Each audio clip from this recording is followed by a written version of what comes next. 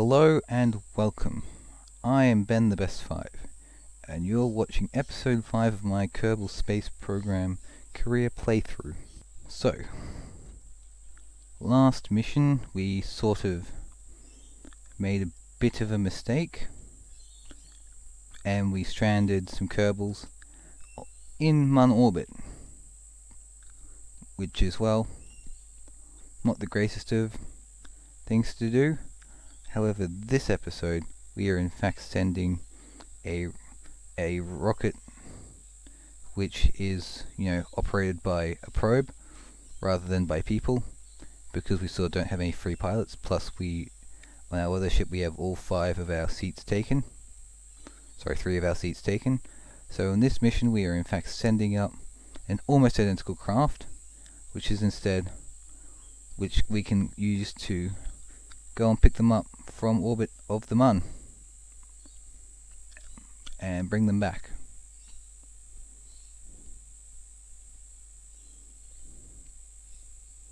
Just by simply rendezvousing and EVAing as well. We will in fact not be attempting any docking, well, because we don't have any parts necessary to dock, i.e. docking ports, unlocked yet, which will make attempting to dock impossible. Now you might notice here that we are going for a bit of an inclined orbit.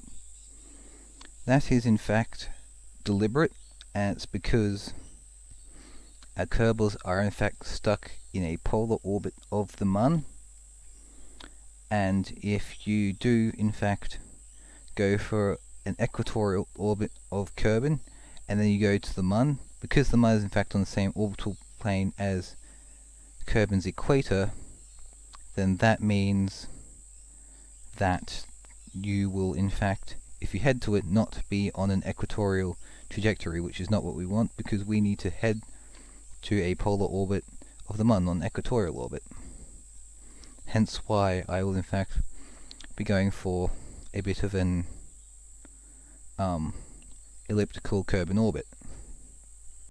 I also haven't put any science experiments on this, and that bay there you can see, instead of containing science experiments and stuff, it actually contains lots of batteries, so that we don't have to risk potentially running out of those, because they are incredibly important when operating a satellite. We'll in fact carry the science from the old pod into this new pod here, so that we can recover the science for our mission, which is the whole objective behind doing a mission such as the one we did to the Mun. Plus, we need to bring those brave kerbals back home, because although space is fun and they like being there and there's lots of cool stuff on the Mun that they get to see, they probably have families who want to they want to see and who want to see them. So because of that, we will in fact do our very best to bring them home. Okay, we are now in Kerbin orbit, so we can go ahead and recover our booster. Now this recovery is going to be basically the same as every other recovery ever. However, an interesting point which could be made is how I'm having such a slow turnaround between missions, because this mission is only being launched, a little while after the other one. And now you could, feasibly say that is because, I'm actually using the same booster that originally launched it, because it was successfully recovered, and it's literally the exact same booster. So I could say something like that to justify the rapid deployment of 2 such rockets in such a short space of time. So yes, this is us just getting ourselves to an intersect with the Mun and trying to get to an orbit which is hopefully rather similar to our target orbit, the orbit of our target, which will in fact end up being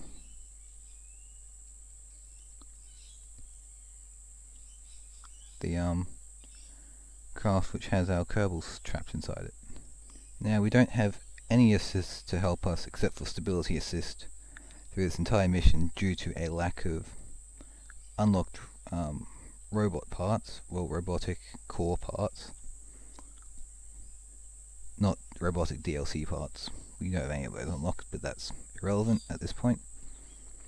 But yes, due to a lack of probe cores, we in fact have to do all of the arranging and pointing of vehicles ourselves the hard manual way, which basically means manually pointing at particular markers instead of just letting them, instead of just selecting the SAS controls here. Now we want to try and get this burn pretty close, but given that the capsule is on, such an incredibly polar orbit, getting exactly there will be quite difficult, especially from, a trans-lunar injection.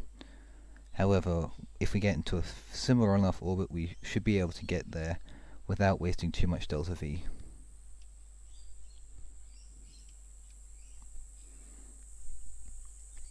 Okay.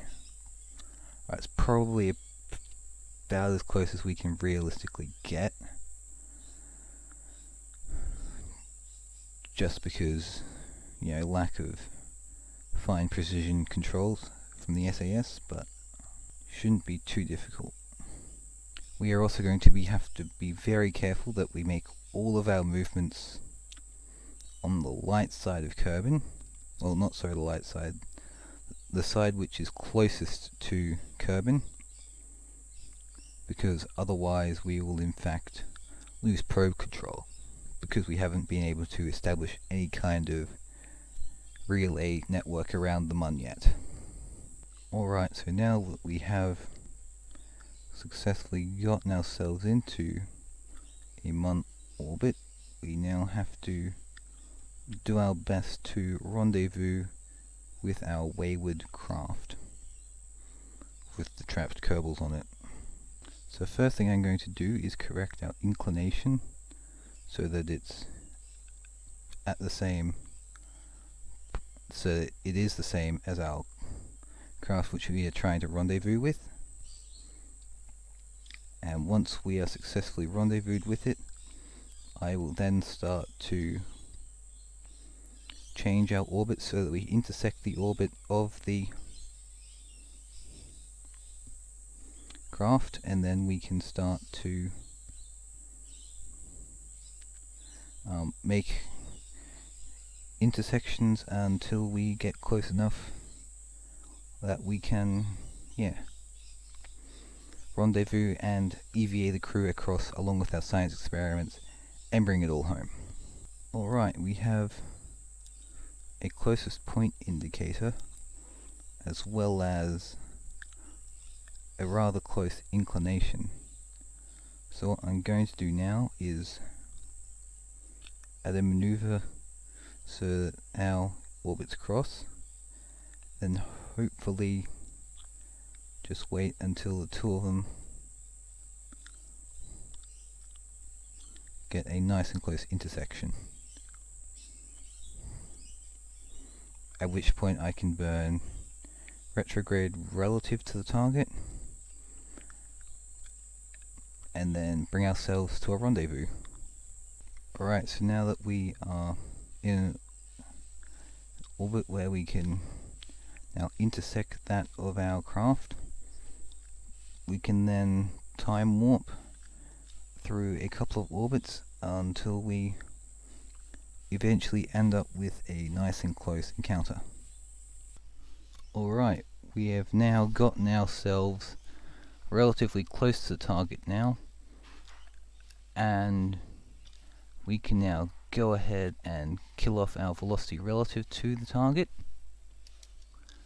And although we are quite a distance away, 4 kilometers point something is not that difficult of a spacewalk. Alright, we just want to get close enough that we can quickly switch between the vehicles. Just going to quickly burn towards it. Just a fraction.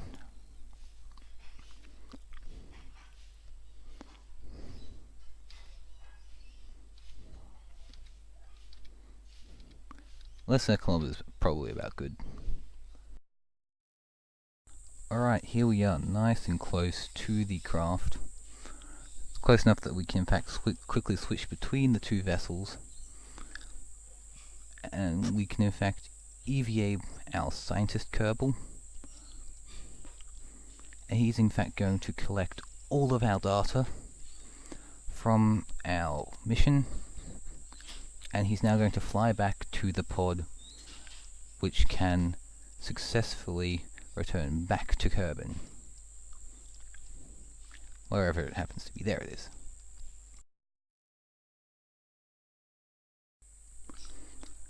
Alright, Bob is back on board the spacecraft after an epic long-range EVA, and now it's time to go and let the other two crew members perform an identical, or almost identical EVA to bring them back home, or on a ship that can bring them back home too.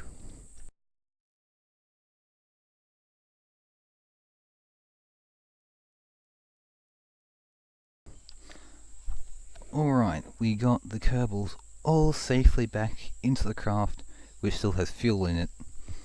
No thanks to the wonderful help of the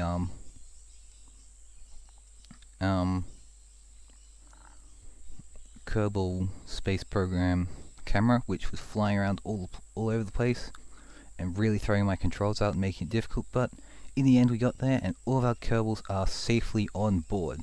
Now it's time to bring them home from their exploration of the Mun. Now to get home from the Mun, you want to burn when you're closest to Kerbin, which will then put you on a Kerbin orbit instead of a Mun orbit.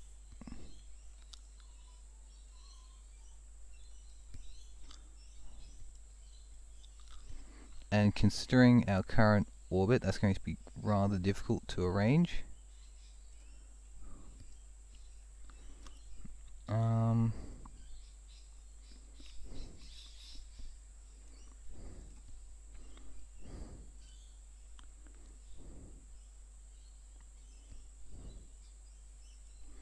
But after playing around a bit, I kind of found a bit of a sweet spot almost. And it will give us, you know, almost a Kerbin close enough to that we can burn at our apoapsis after escaping the Mun, which will hopefully send us right back to Kerbin, where we can recover our kerbals who have been in space for, well, 4 days. We can also now use the prograde and retrograde markers now that we have crew on board which can arrange to do such things, which will be very helpful for us.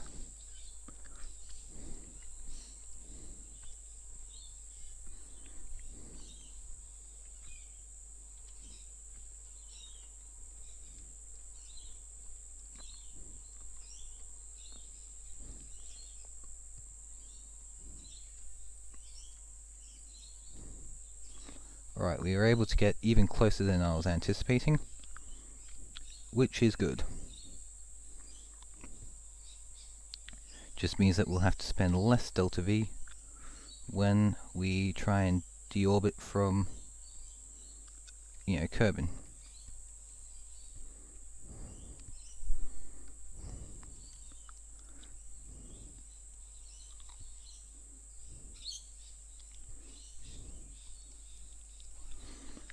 And we have just enough delta V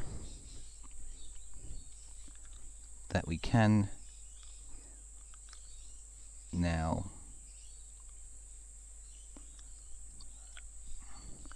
we've got just enough delta V now that we can perform a retrograde burn to take us to Kerbin.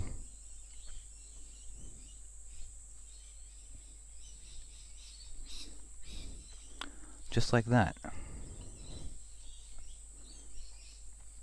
Now I'm going to time warp down. And just before I'm going to ditch the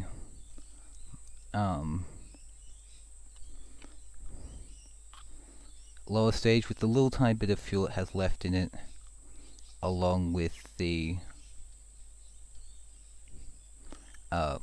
stuff like the robotics, which we won't need.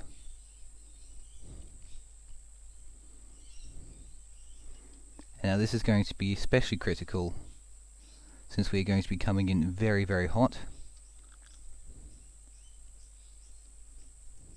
Yes, it's of vital importance that we get this craft pointing retrograde so that the heat shield can take the atmosphere, and that any possible debris can be a long way away when it hits the atmosphere and burns.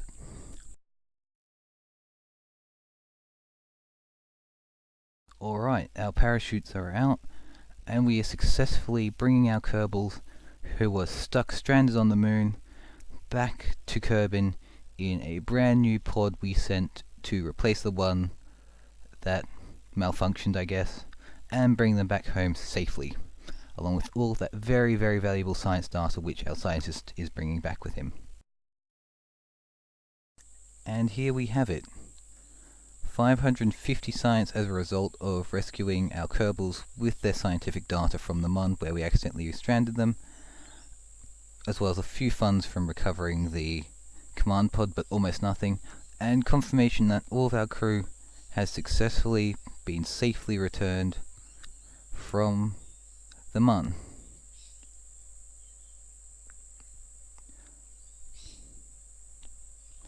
So yes, thank you for watching. If you would like to see more of this kind of content, please do subscribe. If you liked what you saw, then please leave me a like so I know that people like it. If not, I guess leave a dislike. If there's anything you want to tell me, then please leave a comment, because I will read them and reply to them if they are worthy of one. So yes, other than that, thank you for watching.